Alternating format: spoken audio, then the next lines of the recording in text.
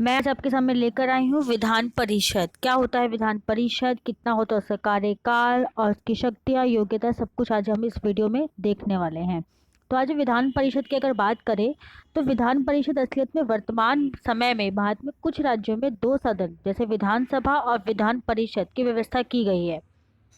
शेष राज्यों में जो कि जिसमें विधान परिषद नहीं होती उसमें केवल सिर्फ एक ही विधानसभा ही होती है।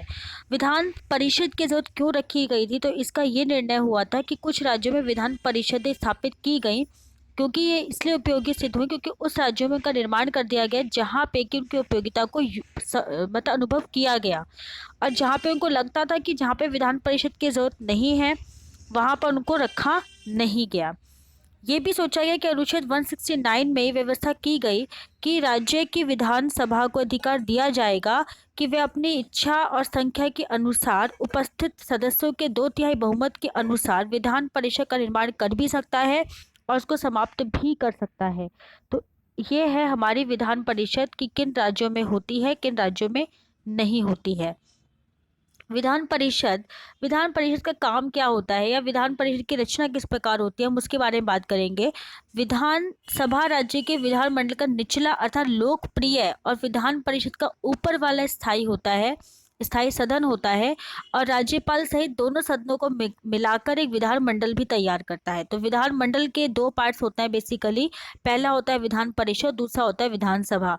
लेकिन विधान परिषद अभी तक सिर्फ और सिर्फ 7 राज्यों में ही है, बाकी किसी में भी नहीं है। विधान परिषद की संरचना किस प्रकार की गई है, तो अनुच्छेद 171 में विधान परिषदों की संरचना का उल्लेख दिया गया है। इसके अनुसार विधान परिषदों की सदस्य संख्या कम से कम 40 और अधिक से अधिक उसके जो भी विधान सभाओं के सदस्य संख्या होगी उसके 1/3 होगी। तो कम से कम 40 होनी ही चाहिए। और भारत में विधान परिषदों की रचना का आधार आयरलैंड से लिया गया। कहाँ से लिया गया? आयरलैंड से। इस बात का ध्यान रखिएगा कि ये क्वेश्चन पे इंपॉर्टेंट है कि कहाँ से लिया गया, तो हम लिख देंगे आयरलैंड। ये आपका एक शॉर्ट क्वेश्चन की तरीके से भी आ सकता है। आयरलैंड से लिया गया है। इसके अंदर क्या क्या मुख्य बातें हैं? विधान परिषदों की कुल सदस्य संख्या का 1/3 भाग राज्य के नगर पालिकाओं, कहाँ से लिया जाए दोबारा ध्यान से, तो राज्य के नगर पालिकाओं, जिला बोर्डों तथा अन्य स्थानीय संस्थाओं के सदस्यों पर आधारित निर्वाचक मंडल द्वारा दिया जाएगा। देखिए आप इस वीडियो को बहुत ध्यान से सुनिएगा क्योंकि जो लिखा हुआ है वो तो आपके स्क्रीन पर लिखा हुआ है, लेकिन जो मैं बोल रही हूँ वो आपको बार बार नहीं मिलेगा, तो इसलिए बहुत ध्यान से इसको सुन लीजिएगा। नहीं समझ में आ रहा, आपको लग रहा है थोड़ी स्पीड अगर तेज लग रही है, तो प्लीज़ इसको पॉज कर करके शांति से सुनिए। उसके बाद नेक्स्ट हमारा आता है कि विधान परिषदों की कुल सदस्य संख्या 1/3 भाग संबंधित विधानसभा के सदस्यों पर आधारित निर्वाचक मंडल द्वारा निर्धारित होगा। तीसरा है विधान परिषदों की कुल सदस्य संख्या का 12वां भाग राज्य के ऐसे व्यक्ति द्वारा चुना जाएगा जो स्नातक हैं, यानी कि जिनकी ग्रेजुएशन हो चुकी है, जिनके स्नातक बने कम से कम 3 वर्ष पूरे हो चुके हैं। उसके बाद है हमारे नेक्स्ट कि विधान परिषदों की कुल संख्या का 12वां भाग राज्य के उच्चतर माध्यमिक विद्यालयों तथा कॉलेजों के अध्यापकों द्वारा चुना जाएगा, किंतु ऐसे अध्यापक ही मत दे सकेंगे जिन्हें कम से कम अध्यापन कार्य का 3 वर्ष का अनुभव है। तो एक ये भी इम्पॉर्टेंट है। तो ये हमारा होता है। अब इनका किस तरीके से इनको चुना जाता है, जैसे कि राज्यसभा की तरह ही विधान परिषद भी एक स्थायी सदन है और जो कभी भंग नहीं होता है, और राज्यसभा की ही तरह विधान परिषद के सदस्यों का निर्वाचन प्रत्यक्ष चुनावों के द्वारा नहीं होता है। गठन की प्रक्रिया किस प्रकार है, तो वो देखिए जो मैं आपको बता चुकी हूँ कि स्नातक डिग्री के द्वारा प्राप्त किए गए क्षेत्रों के मतदाताओं से लिया जाता है। 1/3 सदस्य नगर पालिका और जिला बोर्डों के द्वारा लिए जाते हैं। उसके अलावा अध्यापकों द्वारा जो कि अध्यापन कर चुके हैं, या फिर 1/6 यानी कि 1/6 सदस्य राज्यपाल द्वारा मनोनीत किए जाते हैं, और इनका जो चुनाव होता है अनुपातिक प्रतिनिधि प्रणाली के आधार पर किया जाता है। योग्यताएं क्या क्या हैं? सबसे पहली योग्यता तो आंख बंद कर करके याद ही कर लीजिएगा कि भारत का जो नागरिक होना चाहिए। दूसरा है अपनी आयु के 30 वर्ष पूर्ण कर चुके हों। तीसरा है उस राज्य को विधानसभा के किसी निर्वाचित क्षेत्र का मतदाता हो। इसके अलावा मानसिक रूप से असमर्थ और दिवालिया बिल्कुल नहीं होना चाहिए। जिस क्षेत्र में चुनाव लड़ रहा हो वहाँ की मतदाता सूची में उसका नाम होना ही होना चाहिए। राज्यपाल द्वारा नामित होने के लिए व्यक्ति को संबंधित राज्य का निवासी भी होना अनिवार्य है। अब हम आते हैं इसकी कार्य शक्तियाँ क्या क्या होती है। देखिए, पहला जो कार्य है वो ये है कि साधारण विधेयक को दोनों सदनों में पेश किया जा सकता है, परंतु असहमति की स्थिति में विधानसभा ही प्रभावी होगा, विधान परिषद को प्रभावी नहीं माना जाएगा। दूसरा, विधान परिषद किसी विधेयक को अधिकतम 4 माह तक ही रोक सकती है, इससे ज़्यादा नहीं रोक सकती। तीसरा है, मुख्यमंत्री और मंत्रियों का चयन भी किसी सदन से किया जा सकता है। यदि विधान परिषद के सदस्य को मंत्री या मुख्यमंत्री बनाया जाता है, तब वे विधानसभा के प्रति ही उत्तरदायी होगी, विधान परिषद के प्रति उत्तरदायी नहीं होगी। नेक्स्ट है कि वित्त विधेयक को सिर्फ विधानसभा में पेश किया जाता है, विधान परिषद में वित्त विधेयक को स्वीकृत कर दिया जाता है, और न ही 14 दिनों से अधिक वह रख भी सकती है अपने पास में। 14 दिनों के बाद अगर विधायक को ऐसे छोड़ दिया जाता है तो अपने आप ही पारित मान लिया जाता है, मतलब उनके कोई भी किसी भी तरीके से रिव्यू के बारे में नहीं सोचा जाता। और उसके बाद है कि राज्यसभा के लिए राज्यों से जाने वाले प्रतिनिधियों और राष्ट्रपति के निर्वाचन विधान परिषद का कोई भी योगदान नहीं होता है। तो ये है हमारे से कार्य। उसके बाद नेक्स्ट आते हैं कि संविधान संशोधन विधेयक के संबंध में भी विधान परिषद को कोई भी अधिकार प्राप्त नहीं होता है।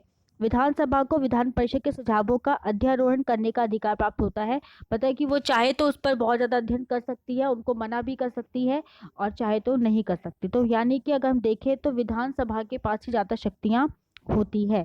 उसके बाद लेकिन फिर भी विधान परिषद की क्या उपयोगिता है? विधान परिषद की उपयोगिता ये होती है कि इस व्यवस्था के द्वारा उन लोगों को भी विधायिका में सीधे अपना योगदान देने का मौका मिल जाता है जिन्हें किन्हीं कारणों से प्रत्यक्ष चुनावों में चुना नहीं जा सका हो। उसके वाला विधानमंडल का उच्च सदन विधानसभा के निर्णय की समीक्षा करने तथा सत्ता पक्ष के निरंकुशतापूर्ण निर्णयों पर अंकुश लगाने में सहायता करता है, यानी कि वो अपनी मर्जी से काम ना करे, क्योंकि उनको पता है कि उनके पीछे भी कोई ना कोई और खड़ा हुआ है। उस सदन शिक्षाविदों और बुद्धिजीवियों को एक मंच प्रदान करता है जो सरकार की जन कल्याण योजनाओं के माध्यम से राज्य के विकास में अपना बहुमूल्य योगदान देते हैं। इस व्यवस्था को नियंत्रण और संतुलन सिद्धांत के अनुसार किसी भी लोकतांत्रिक सरकार के लिए आवश्यक भी माना जाता है। तो ये था विधान परिषद का जो भी उपयोगिता थी कि कहाँ कहाँ उसकी इम्पोर्टेंस होती है। उसके बाद आता था कि विधान परिषद की आलोचना क्यों की जाती है। आलोचना भी इसलिए की जाती है क्योंकि कुछ हैं इसमें प्रॉब्लम, देखिए समाज के अलग अलग वर्ग के सदस्यों के नाम पर राजनीतिक दल अपने अपने अधिक से अधिक कार्यकर्ता को सरकार में लाने के लिए प्रयोग कर लेते हैं, कि मतलब उनका कोई जान पहचान का है कुछ भी इस तरीके से। दूसरा है, राज्य सरकार के निरंकुश फैसलों आदेशों को न्यायालय व अन्य संवैधानिक संस्थाओं में चुनौती देकर सरकार की निरंकुशता पर लगाम को लगाया जा सकता है।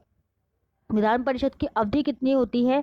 अवधि है, देखिए ये ना वैसे तो उसका कार्यकाल 6 वर्ष का होता है, और हर राज्यसभा की भांति हर 2 वर्ष के बाद इनके जो है जो 1/3 सदस्यों को अवकाश ग्रहण कर लेते हैं और नए सदस्यों का चुनाव हो जाता है। तो इस तरीके से देखा जाए तो कभी भी भंग नहीं होती है।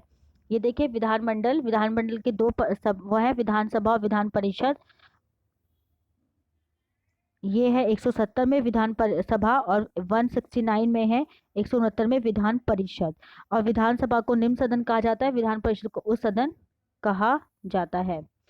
उसके बाद नेक्स्ट कितने उसमें है 1 2 3 4 5 6 7 कौन सा है? आंध्र प्रदेश, महाराष्ट्र, बिहार, जम्मू कश्मीर, कर्नाटक, तेलंगाना और उत्तर प्रदेश, इनमें विधान परिषद पाई जाती है।